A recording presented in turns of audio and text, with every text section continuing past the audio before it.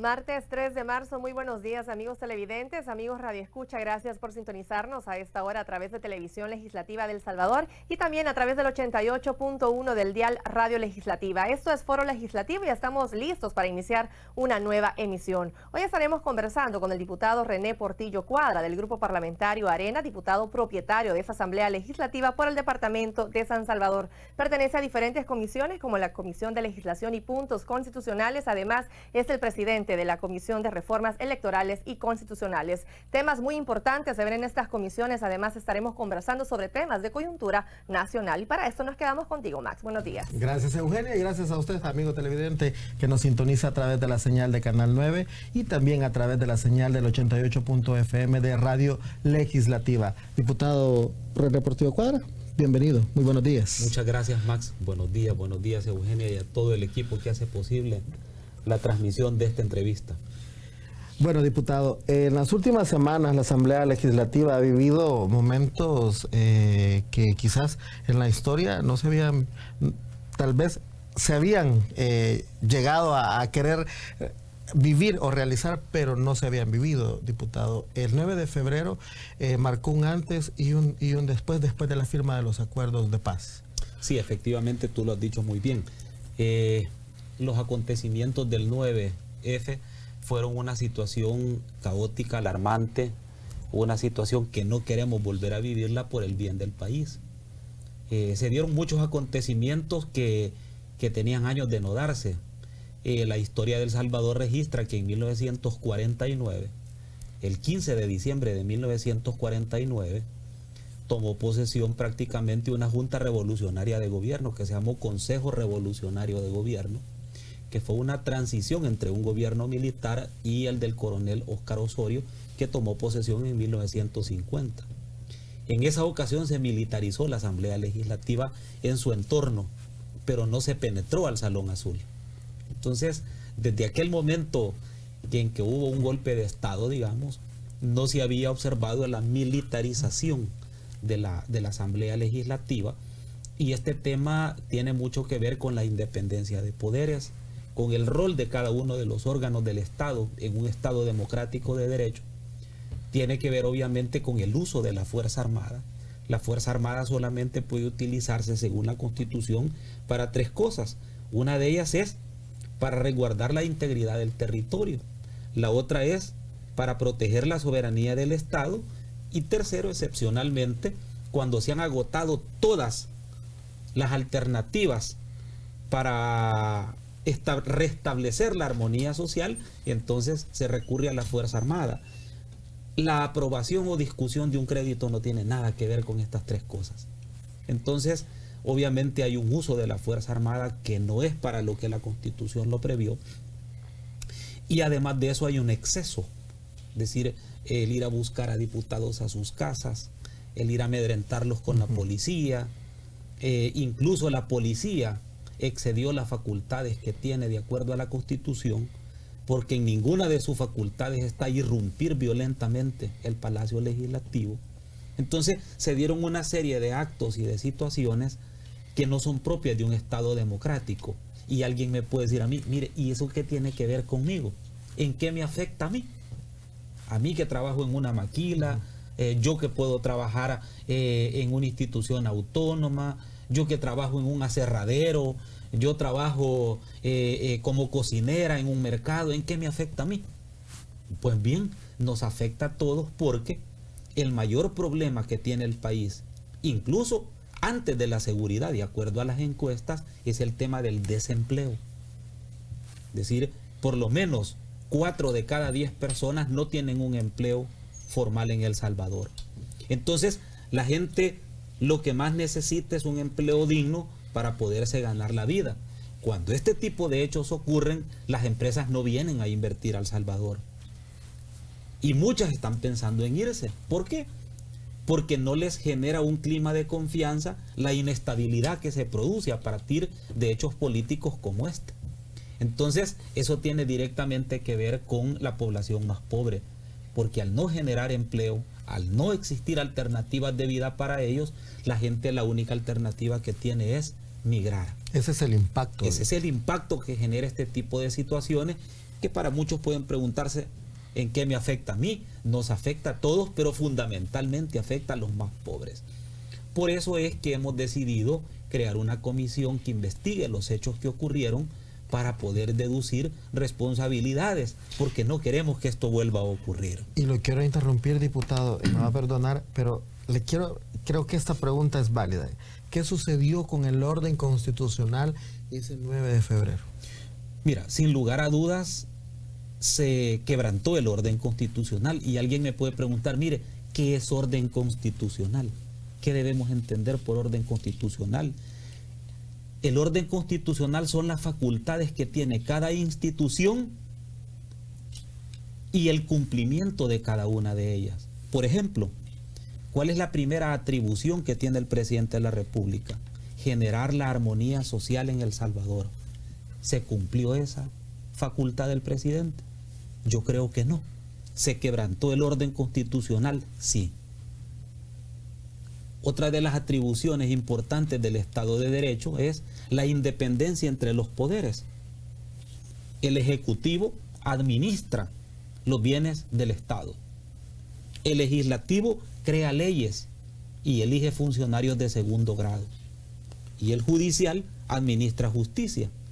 Pero cuando uno de estos órganos invade la función del otro y le impone lo que tiene que hacer, en ese momento se rompe el orden constitucional.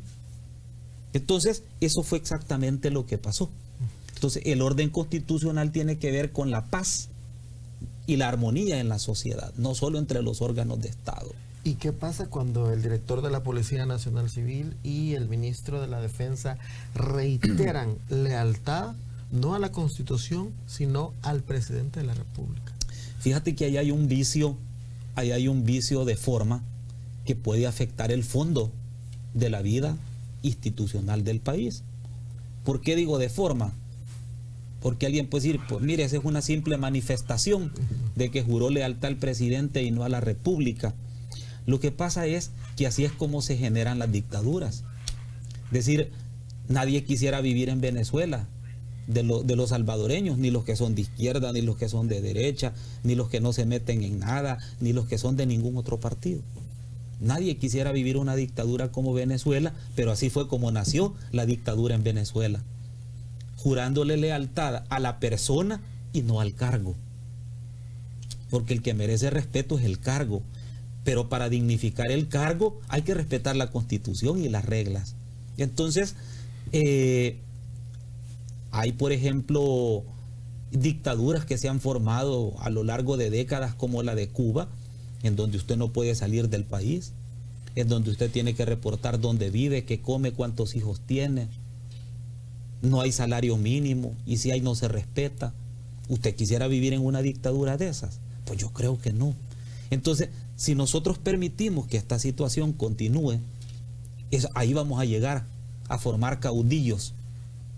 Y lo que el país necesita son estadistas, no caudillos, no gente a la que se le jure lealtad, porque la lealtad es a la patria, la lealtad es a los valores, a los principios de la convivencia y la armonía social. Ese es el juramento que debe de hacer todo funcionario al tomar posesión.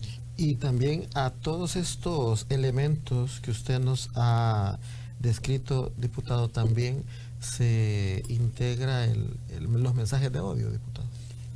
Yo creo que digamos, lo más complejo de todo este panorama es exactamente lo que tú estás planteando. Y te voy a decir por qué. En esto hay que ser sincero. ¿Por qué ganó el presidente Bukele las elecciones? Las ganó porque había un bloque mayoritario de la población que no estaba de acuerdo en cómo gobernó Arena, ni estaba de acuerdo en cómo gobernó el FMLN. Pero también estaban en desacuerdo con la confrontación legislativa y ejecutiva que se venía dando en los últimos 10 años de gobierno del FMLN. Entonces, mucha gente en el buen salvadoreño decía, ya estamos hartos de la confrontación. Pero es que lo que hemos vivido en los últimos 6, 7 meses ha sido confrontación. Lo único que ha cambiado es un actor político, pero la confrontación no solo continúa, se agudiza. Porque los mensajes de odio de este segmento de gobierno contra el resto de los poderes del Estado, le da ingobernabilidad al país. Imagínate qué tan grave es el tema que una de la jefe de la misión diplomática de la Unión Europea le dice al presidente que cesen los mensajes de odio, porque los mensajes de odio se van a ir generando o se pueden ir generando como una bola de nieve. Mira, hay un principio de José de Saramago, una frase que decía bien bonita, que dice que cuando el que manda lo hace sin vergüenza, el que obedece lo hace sin respeto. Entonces, si el presidente continúa lanzando mensajes de odio, él también va a tener el vuelto, a él también le van a dar el vuelto. Y yo te digo, y lo digo con franqueza, no quiero exagerar mis palabras, pero yo sí lamento que en las redes sociales tengan que meter a la hija del presidente en este tema, a la esposa del presidente en este tema, al papá ya fallecido del presidente en este tema, porque el político es él. La familia no tiene por qué pagar situaciones de, digamos, de difamaciones, injurias contra ellos, porque no es correcto. Pero es que yo creo que también del otro lado tiene que haber un grado de mesura. Yo por lo menos no me atrevería a poner un tuit insultando a la familia del presidente. O sea, no lo haría, pues, honestamente, porque creo que no es correcto. Es porque creo que ese mensaje de odio ni se lo merece su familia y probablemente no se lo merezca él. Porque hay que separar el ejercicio de la función pública y política con la familia. Pero aquí hubo hasta un diputado incluso que en plena comisión le dijo al presidente: no le voy a permitir que se meta con mi familia. Una cosa soy yo, otra cosa es mi familia. Es decir, ya cuando tú oís eso en un país, ese es uno de los indicadores de ingobernabilidad más complejos, porque entonces volvemos a la confrontación. Fíjate que el día que ocurrieron los hechos, había una convención del FMLN, el día domingo 9 de febrero, y por la tarde-noche dio unas declaraciones el secretario general del FMLN. Mira, lo que dijo el secretario general del FMLN es, ya a mí no me gustaría volverlo a escuchar, pues, porque eso profundiza la crisis del país. Le dio a entender que ellos también sabían manejar armas, pues, y que no se iban a dejar. Mira, hacer una advertencia de esas, después de haber traído 27 años un proceso de paz, donde se venían poco a poco consolidando las instituciones, es peligroso, pues. Porque lo que le dijo es cierto. Esa gente sabe utilizar armas y no todos están muertos. Tal vez viejitos, ¿verdad? Pero no todos están muertos. Pero eso es peligroso, porque eso le crea ingobernabilidad al país. Entonces yo creo que lo que tenemos que hacer es reforzar nuestras instituciones, respetar las funciones del Estado. Creo que hay que aprobar el crédito de los 109 millones, que por cierto, todo esto que se vivió el 9F no tiene nada que ver con 109 millones, para nada. Es decir, esa fue la excusa para invadir la asamblea. Pero ese no es el tema, sobre todo un crédito de 109 millones que ni siquiera ve en primera no en segunda vuelta, sino que en primera. Es decir, tenés que esperar por lo menos 2-3 meses para que haya un desembolso de ese dinero. Entonces, eso todavía es más grave. Y todos estos factores que hemos señalado también, diputado, es necesario políticamente investigarlos. O constitucionalmente. Fíjate que en la administración de justicia hay un precepto que la rige, que es el principio de no repetición. ¿Por qué se juzga a la gente? Alguien se robó una gallina, se robó 300 millones, o se robó cualquier cosa, o cometió cualquier delito. ¿Por qué lo juzgan? ¿Por qué dentro de la convivencia social se tiene que juzgar a alguien que cometió un delito? Como algo ejemplarizante, pero sobre todo como algo que no debe de volver a pasar. Es decir, ese principio de no repetición de los actos delictivos solo es posible a través de la administración de justicia. Y en este concepto de administración de justicia, cada uno de los órganos de Estado tiene ciertas funciones que coadyuvan al orden social. Dentro de los mecanismos de control interórganos y extraórganos que tiene la Asamblea Legislativa, está el mecanismo de la interpelación y el mecanismo de la investigación a través de comisiones especiales cuando los hechos son de relevancia nacional. Y este fue un hecho de relevancia nacional e internacional que afecta y que para buscar el principio de no repetición hay que investigar. Porque yo estoy casi seguro que en esa comisión van a salir algunas confesiones, como por ejemplo, mire, yo recibí órdenes.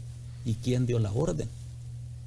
Algunas otras probablemente salgan confesiones donde digan, mire, yo tomé la decisión, no recibí ninguna orden, yo la tomé la decisión. Ah, bueno, entonces veamos si esas decisiones, acciones u omisiones están de acuerdo a la Constitución. ¿Cuál fue la cadena de mando para, Claro. para realizar las acciones que se vivieron ese día? Claro, ¿por qué? Porque, es decir, hay situaciones en las cuales, por ejemplo, el deber de jerarquía se rompe cuando el acto que se encomienda es ilegal. Ese es un precepto del derecho procesal penal, pero meridiano. De hecho, no es una causa de exculpación o de atenuación, sino que un agravante.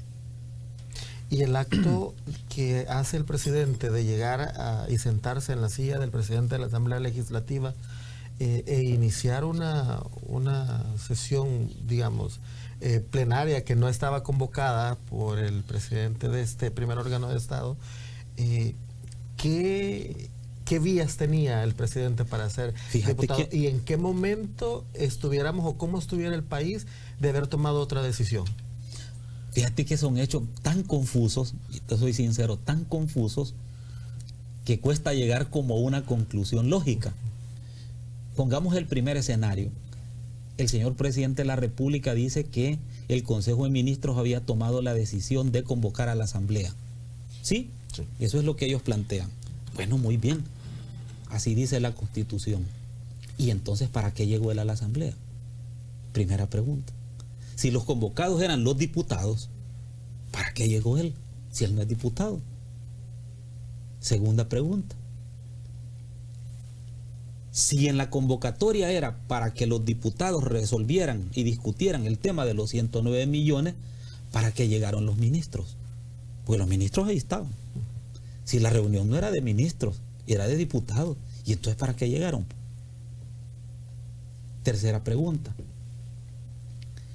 Si era una reunión, una sesión plenaria de diputados convocada por el Consejo de Ministros, ¿para qué llegaron los soldados y los policías? Si ellos no iban a votar, no iban a deliberar, eran los diputados los que iban a deliberar. Entonces, ¿para qué llegaron? Cuarta pregunta. Si había una convocatoria del Consejo de Ministros que no cumplía con los parámetros de la Constitución de urgencia,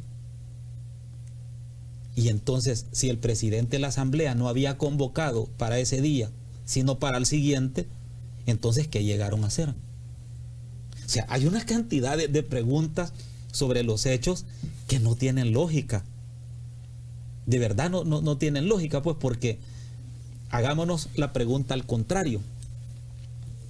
¿Y qué objetivo político, jurídico, económico, social puede tener que el presidente de la República haya llegado con la Fuerza Armada y se siente donde se sienta Mario Ponce? Es decir, ¿qué había en ese momento? ¿Qué estaba pensando él? Porque cuando él se pone a orar, a los minutos o a los segundos que empezó a orar, se levantó y se fue. Y dejó sentado a Gallegos ahí. ¿Ya? Y Guillermo estaba hasta trasnochado también. ¿Qué pasó aquí? Porque se levantó y lo dejó solo a Guillermo, ¿verdad? Entonces, pero no tienen, son cosas que de verdad no son propias, pues, de un funcionamiento de un Estado responsable, no son propias del funcionamiento de un órgano de Estado. No es esa quizás la actitud que el pueblo esperaba del mandatario, de alguien que fue electo incluso con una alta votación y con una alta aceptación. No era eso. Entonces, hay como más preguntas que respuestas, ¿verdad? Y como te decía hace un momento, ojalá no se repite este capítulo. Y eso es lo que ustedes tratarán de... sin duda. De llegar a la conclusión, ¿verdad? Con esta interpelación. Y va a ser una de varias, diputado. Yo entiendo que la comisión se formó de interpelación no solo para el ministro de Seguridad, el ministro de Defensa. Entiendo que también se citará al ministro de Seguridad Pública y Justicia. Todavía esa acción, diputado, han pasado ya varios días, pero todavía en el clima se sienten los efectos y el impacto, porque la comunidad internacional reaccionó el siguiente día, en el momento, gracias a los medios de comunicación, eso se estaba pasando en vivo, lo que estaba sucediendo al interior de la Asamblea Legislativa, pero el siguiente día sí hubo reacciones de muchas organizaciones. Hubo reacciones y sigue habiendo reacciones de la comunidad internacional. Los salvadoreños también, el salvadoreño promedio lo vio mal también, digamos, el tema. Lo vio mal y sigue viéndolo mal como una situación que no debe repetirse. Pero hay un punto aquí que es importante, es cómo este tipo de conductas pueden afectar la cooperación internacional. La credibilidad del gobierno puede afectarla. El diputado Mario Ponce, nuestro presidente de la Asamblea, me designó a mí para asistir en representación de él a una conferencia mundial de parlamentarios que fue en las Naciones Unidas. Esto fue la semana pasada, hace 10 días más o menos. Y como solo yo había sido invitado de parlamentario del Salvador, ya habían ocurrido los hechos del 9F y te soy sincero, primera vez que lo voy a contar, la gente se me quedaba viendo con desconfianza, porque se preguntaban si yo era diputado opositor o era del diputado de gobierno, ¿verdad? Total que me vi en la necesidad de aclararlo, pues, porque vieras qué feo, se te quedan viendo a vos como quien dije, ¿y este habrá avalado el asunto ese? Entonces tuve que aclararlo porque empezaron a preguntarme que si yo había participado, no, les dije yo, un momento, yo no soy diputado del partido de gobierno, yo soy diputado de oposición. Entonces, esto tiene repercusiones grandes, repercusiones en la cooperación, en la inversión, en la gobernabilidad, en la seguridad jurídica. Y yo creo realmente que esto ha provocado también desconfianza de muchos sectores, porque el desencuentro en la no aprobación de un crédito, pues no puede dar lugar a esto. El FMLN cuando fue oposición, ¿cuántas veces dejó de aprobarle a Arena cuando era gobierno crédito? Y nunca pasó algo así. Cuando el FMLN era gobierno, Arena dejó de aprobarle cantidad de créditos al FMLN y nunca se tomaron la asamblea, pues. Entonces, creo que alrededor de este tema también hay otros temas complicados, como por ejemplo el que la policía llegó a tocar puertas de diputados el domingo. Eso es delicado, ¿verdad? Eso es delicado. Para mí, de las cosas que ocurrieron fue esa, porque el único propósito era el amedrentamiento, la coacción para ir a votar a favor. Yo recordaba en otro programa que la historia registra una situación similar en la década de los 50. Antes de la Constitución del 50 no había segunda vuelta en caso de elección de presidente, y en caso de no existir el 51%, quien decidía quién era el presidente de la República era la Asamblea Legislativa. No había segunda vuelta. Entonces uno de los gobiernos militares mandó a poner un retén a media carretera allá por el puente Lempa, ¿verdad? Y ahí capturaron a un diputado que era el que hacía el 50, la mitad más uno de los votos en la Asamblea. Lo mandó a capturar y siguió gobernando el mismo militar que estaba. Casi parecido a eso, pues, ¿verdad? Te mandan a traer a tu casa para que votes en determinada forma. Eso no se observa en países democráticos, pues. Para eso la guerra fue parte de eso, ¿verdad? Evitar que se volvieran a repetir ese tipo de acciones. Así es, y eso es lo que no debemos de permitir. Todos debemos de colaborar todos para darle gobernabilidad al país, para darle certeza, pero sobre todo para que las instituciones funcionen. Perfecto. Bueno, es momento de hacer nuestra primera pausa. Por favor, no nos cambie, regresamos en momentos.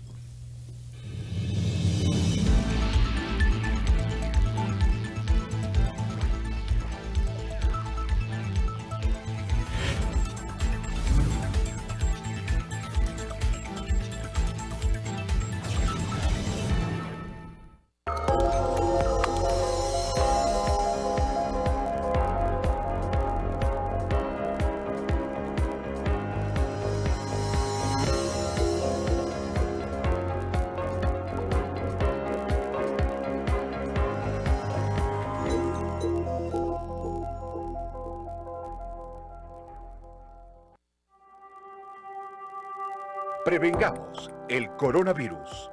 ¿Cómo se transmite? El virus circula entre animales, pero se puede transmitir de persona a persona, a través del contacto de secreciones y de objetos contaminados vía aérea. El nuevo brote de coronavirus se originó en Wuhan, China Central, en un mercado de mariscos y animales exóticos. Aunque todavía no se conoce el agente portador, se sabe que puede transmitirse de persona a persona. Entre algunos de los síntomas se pueden mencionar fiebre, tos, falta de aliento, dificultad de respirar, problemas gástricos y diarrea. ¿Cómo se previene? Evitando el contacto con personas con gripe, así como con animales de corral. En caso de presentar tos y estornudos, usar cubrebocas, pañuelo o flexionar el codo. También lavarse las manos frecuentemente evita la incubación de cualquier virus. Es recomendable también consumir alimentos bien cocidos, en especial los derivados de la carne.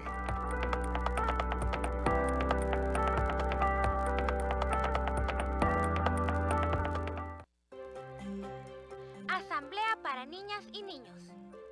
Aprende con tu asamblea. ¿Sabes cómo se hace una ley?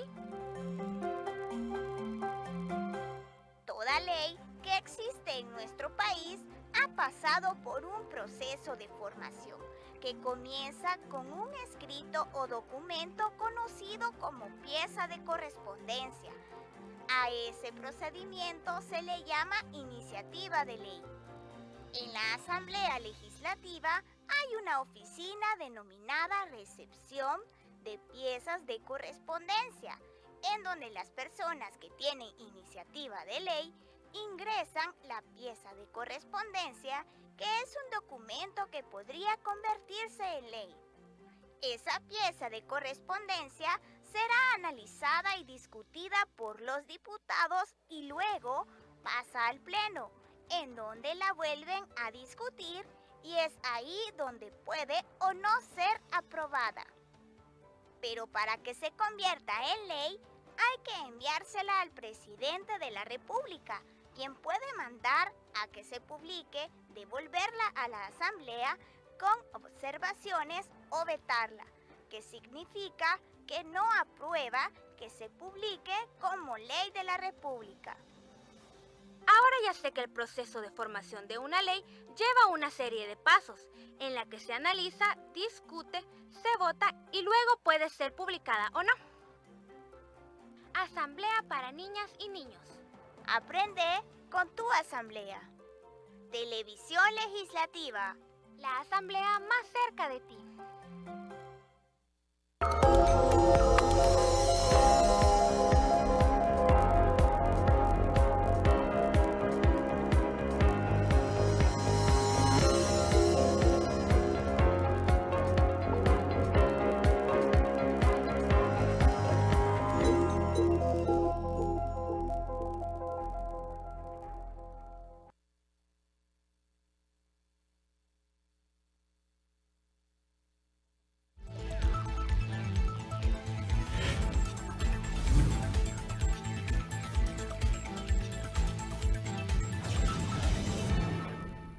Llegamos ya a las 7:47 minutos. Esto es Foro Legislativo a través de televisión y radio legislativa de El Salvador. Gracias por continuar con nosotros. Estamos conversando con el diputado René Portillo Cuadra del Grupo Parlamentario Arena. Estamos conversando sobre un tema muy importante, sobre los hechos que ocurrieron el pasado 9 de febrero. Y respecto a esto, pues lo último que ha hecho la Asamblea Legislativa es hacer una comisión especial para investigar todos esos hechos que han ocurrido antes, durante y después del golpe de Estado fallido contra esa Asamblea Legislativa el pasado 9 de febrero del 2020. Y esa comisión pues fue creada con los votos de 66 diputados. Esta iniciativa surge luego de la militarización de la Asamblea, en la cual se vieron involucrados también el titular del Ministerio de Defensa Nacional, también el ministro de Justicia y Seguridad Pública, el director de la Policía Nacional Civil. Y bueno, en el dictamen se explica también que los diputados considerarán esta acción como irrupción y toma militarizada de las instalaciones del recinto legislativo, violando la independencia de poderes. Continuamos contigo, Max. Gracias, Eugenia, y gracias a usted,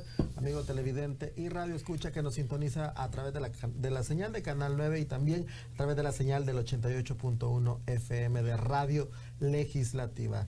Diputado, temas importantes también. La semana pasada, el miércoles, se aprobó la Ley Especial de Justicia Transicional de Reparación y Reconciliación Nacional, ley que ya el presidente de la República asegura que la vetó por no cumplir con los estándares que había impuesto la Sala de lo Constitucional de la Corte Suprema de Justicia, que se vencía el plazo el pasado viernes. Sí, efectivamente, la ley fue vetada. Una ley de reconciliación en cualquier parte del mundo, por lo menos en los países donde ha sido implementada, es una ley de difícil discusión, de difícil asimilación, porque siempre genera insatisfacciones de un lado o de otro. Lo que sí es cierto es que mientras esta discusión ocurre, si le satisface a un sector, si no le satisface al otro, las víctimas están desprotegidas.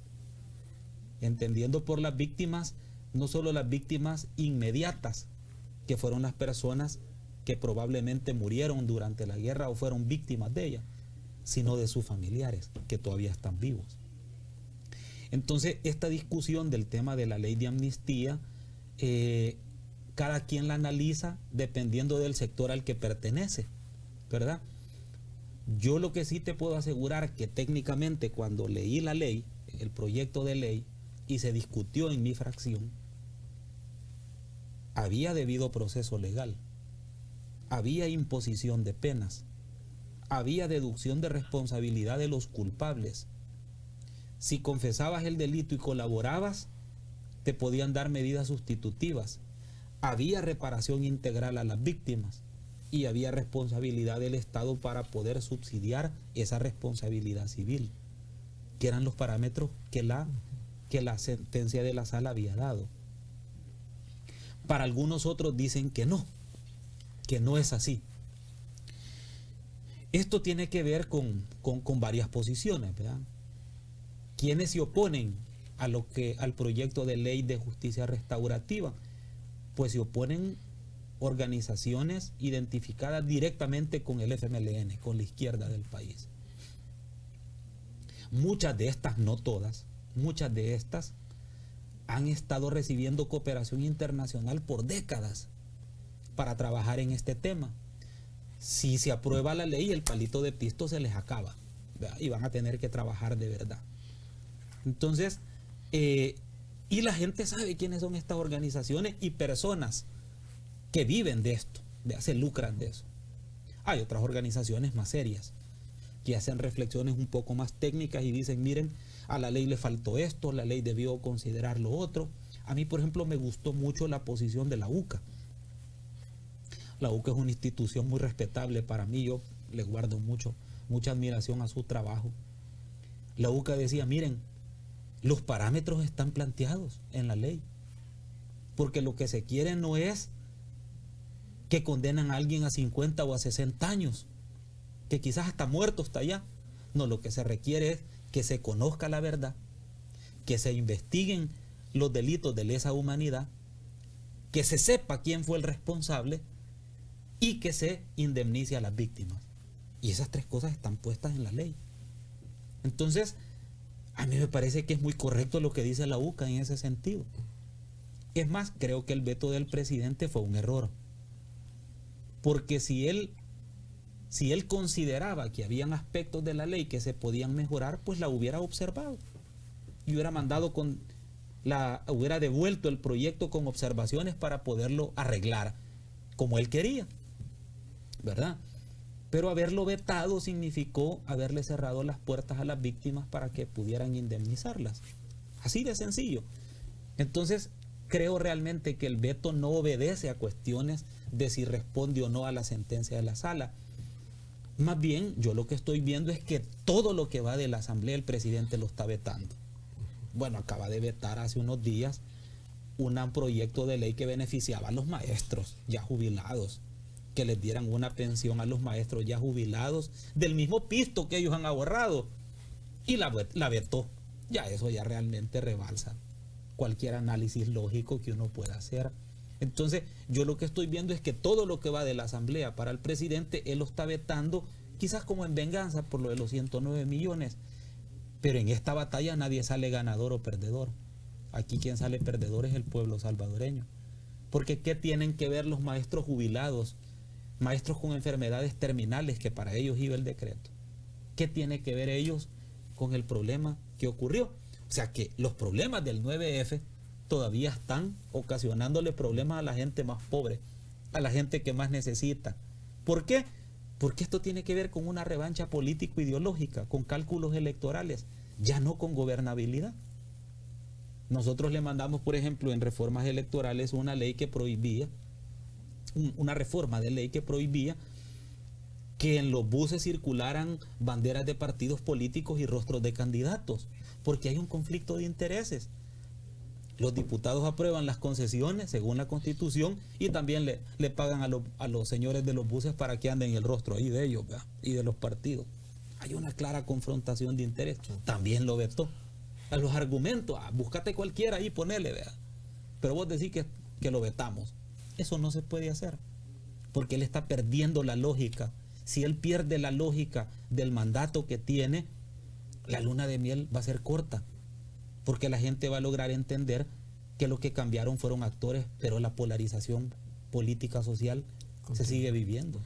Y todo ese proceso, también usted fue parte de esto, de las consultas que se hicieron por parte de la Asamblea Legislativa, cuando se llamaron a diversos sectores, tanto a víctimas como a organizaciones, diputados. Fíjate que yo no formé parte de la comisión, sino que formó parte el general Mauricio Ernesto Vargas, el licenciado Bonner Jiménez, el licenciado Julio Fabián.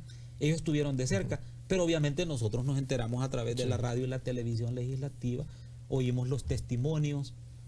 Mucha gente de esta ya ha fallecido, mucha gente de esta lo que está buscando es un amparo, una ayuda del Estado para sus hijos y para los nietos. Lo que está buscando es seguridad jurídica para la tierra donde viven.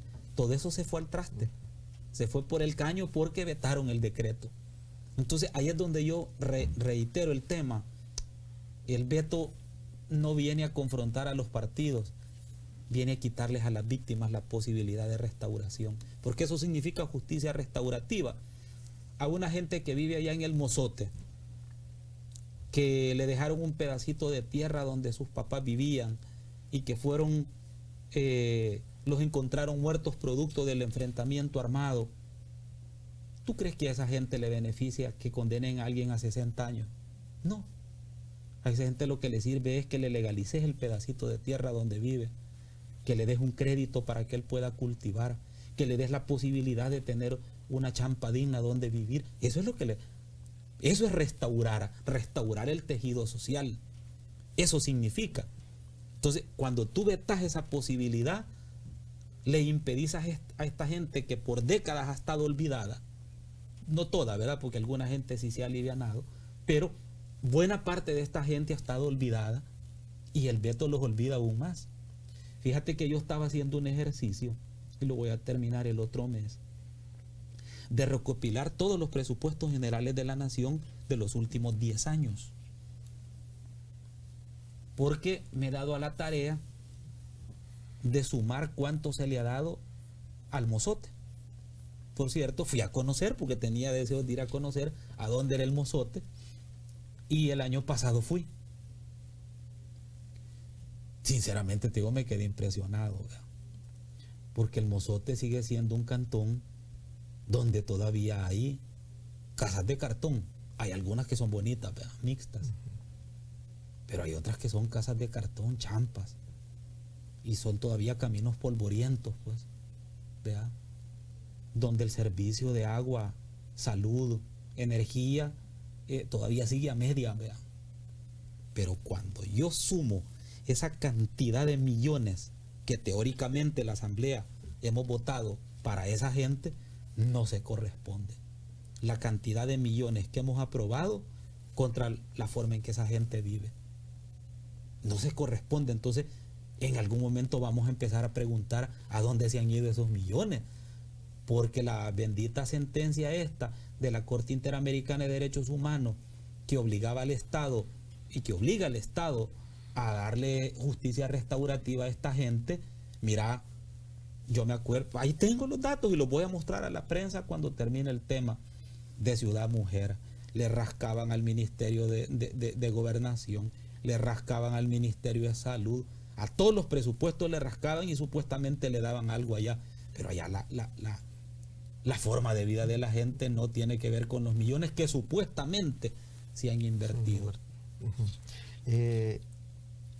Hay muchos que hablan y que avalan el veto, que hablan que actualmente la Asamblea está en desacato porque se vetó la ley. Constitucionalmente, diputado, definitivamente que no. ¿Cómo está la Asamblea en ese sentido? En desacato estuviera si no hubiera legislado, si no se hubiera cumplido el proceso de formación de ley hasta donde le corresponde a la Asamblea. Pero nosotros hicimos lo que nos tocaba hacer, sacar un dictamen y votar. Que el presidente la haya vetado, eso ya no le corresponde a la Asamblea. Ya no le corresponde a la Asamblea. Generalmente cuando esto ocurre, pueden pasar dos cosas. Una es que se vuelva a pronunciar en sentencia de seguimiento la sala y ordene que se legisle, es decir, volver a repetir todo el proceso, o, a mi juicio, es lo correcto que debería de hacer la sala, es ordenar en base a la sentencia medidas de orden ejecutivo financiero para que se cumpla la justicia restaurativa. Es decir, no se pudieron poner de acuerdo en una ley. Muy bien, entonces una sentencia tiene tres características. Una sentencia o manda, o prohíbe, o permite. Entonces, en este momento la sentencia de la sala tiene que empezar a mandar. ¿A mandar a quién? Pues al Ejecutivo a que desembolse dinero para esta gente, al Ejecutivo para que invierta en proyectos de sanación de las víctimas, para que haya salud, educación, condiciones de vida, seguridad jurídica. Es decir, tiene que autoaplicarse de manera directa la sentencia de la sala. Sí, y eso es importante, ¿verdad? Porque pues la ley, como usted bien lo apunta y lo dice, es en beneficio a las víctimas mayormente. Es correcto. Entonces, aquí no hay, digamos, dónde perderse. Nosotros no hemos entrado en desacato. Lo haríamos si no hubiéramos legislado, si no hubiera habido dictamen, si no se hubiera bajado y votado el dictamen. Ahí sí, estaríamos en desacato. Pero creo que esa es la parte que le toca al presidente. Cuando hay un veto, el presidente asume esta situación. ¿Tiene que regresar el proyecto a la Asamblea para ser superado y que defina la Sala de lo Constitucional? Sí, lo que pasa es que no hay votos para superarlo. Si fuera por parte de Arena, pues se superaba el veto y que lo decidiera la Sala. Pero como el FMLN no votó por la ley y obviamente tampoco va a votar para superar el veto, yo creo que el FMLN no votó porque sintieron mucha presión interna. Las organizaciones estas que te digo, que fueron creadas por ellos mismos en los 80, los presionó y en un momento electoral en el que el FMLN tiene, ¿qué?, 5 puntos de aceptación o 4, no es fácil decirle a estas organizaciones que no. Entonces el FMLN se vio presionado y por eso no votó. Esa es la verdad. No porque ellos estaban de acuerdo. Muchos de ellos conversaron con nosotros y nos dijeron, estamos de acuerdo en la ley, pero no podemos votar porque tenemos presión interna de nuestra gente. Y es más, en esa votación es la primera vez que yo vi al FMLN con cara de afligido, porque estaban divididos. Los jóvenes del FMLN no querían votar, los viejos de militancia, pues no me refiero a edad, ¿verdad? Los viejos de militancia querían votar. Entonces estaban divididos y yo te digo, por primera vez vi al FMLN en esa condición, porque el FMLN es un partido bien granítico y en eso hay que ser sincero, pero ahí no estaban graníticos. Es decir, ahí como que Óscar Ortiz les mandó la orden, ¿verdad? No vayan a votar, pero el ala que no está con Óscar dijo, no, miren, momento, eso significa ponerle paz de una vez al país. Entonces lo que estamos haciendo nosotros al no aprobar la ley es profundizando una crisis. Imagínate personas que tienen 27, 28 años de edad, nunca oyeron nada sobre la guerra, pero están pagando el tema de la guerra. y van a seguirlo pagando si no se le pone de una vez por todas una tapadera al tema, una tapadera correcta, ¿verdad? Sí. Y justa para las víctimas. Entonces, pero vamos a seguir con este problema quizás décadas más. Otro tema, diputado, y vamos a cambiarlo, en cuanto a que me gustaría abordarlo rápidamente también, es la superación del veto presidencial para la ley especial del ejercicio del voto desde el exterior, diputado. Buen tema. Fíjate que hemos superado el veto, sobre todo porque por primera vez votarían nuestros hermanos en el exterior para elegir consejos municipales, diputados al Parlacen y a la Asamblea Legislativa. Hay una sentencia de la Sala que es la 14, es la 15/2014, que dice que los únicos ciudadanos que deben votar en el municipio son aquellos a quienes les atañe las políticas públicas que dicta el municipio. En ese sentido, hay un precepto de la Sala que te dice que vos no podés decidir en qué municipio votar solo porque tú querés, sino donde tenés un arraigo. Y el arraigo puede ser familiar, comercial, de cualquier otra índole. Y nosotros lo que establecíamos es que para poder elegir consejos municipales, nuestros hermanos en el exterior dijeran a través de la página web del Tribunal Supremo Electoral en qué municipio querían votar. Y para eso que dijeran a dónde fue el último domicilio que ellos tuvieron antes de irse, dónde vive su familia en El Salvador, dónde tienen alguna casita, o si tributan en el municipio porque tienen un negocito, y que eso era suficiente para votar. Pero como el presidente lo que quería era el voto electrónico, y la sentencia no ordena el mecanismo de votar, ordena que se vote y se legisle para votar, no el mecanismo. Entonces, eso fue lo que creó un poco la situación, y nosotros sí creemos, y por eso superamos el veto, porque sí creemos que ellos deben de votar, tienen el derecho de votar, y lo que hay que hacer es facilitarles los mecanismos para votar.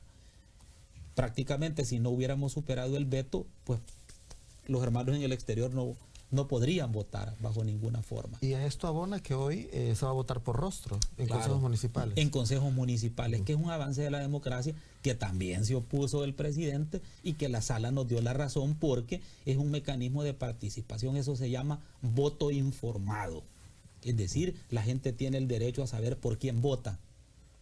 Y eso es importante porque ya no solo va a poder elegir por rostro diputado, sino también a su alcalde. Yo quería hacer énfasis, diputado, en cómo usted detallaba que se debe de estudiar para crear una ley, para reformar un artículo. No es solo venir y decir, miren, hay que reformarlo, No. hay que ver, hay que estudiar las implicaciones políticas, constitucionales que Claro. dicta, ¿verdad? Fíjate que es tan complejo legislar para el voto en el exterior para alcaldes, que en América Latina no hay ni un país, ni un tan solo país que tenga voto en el exterior para elegir alcaldes. Porque la discusión jurídico-social es tan compleja que te lleva a hacerte las preguntas lógicas. ¿Tienen derecho? Porque a mí me queda claro que ellos pueden elegir diputados.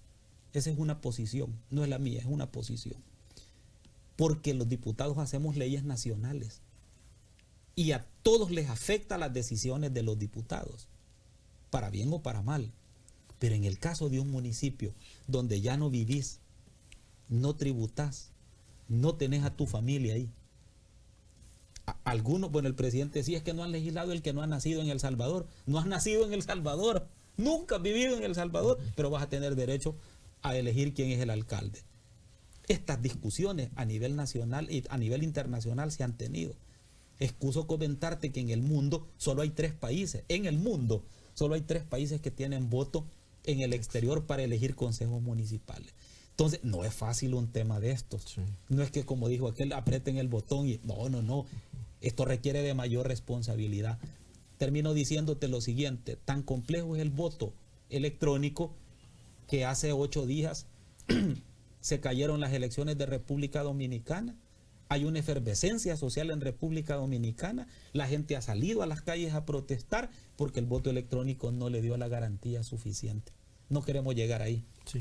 Y también, no solo para esta ley, sino que para todas las normativas, Claro. se debe tener una discusión amplia. Y ese es el trabajo, y esa es la importancia del trabajo de la Asamblea Legislativa, diputado. Totalmente de acuerdo. Una ley que no tenga discusión es inconstitucional. Y deben de participar todos los actores a quienes les atañe el tema. Por eso es que nosotros, cada discusión que tenemos, tratamos de hacerla con responsabilidad, todos los partidos, poniendo cada quien su propia posición. Pero bueno, vamos a seguir construyendo Estado de Derecho. Perfecto, bueno. Yo le agradezco, diputado, Gracias, por haberme Max. acompañado esta mañana.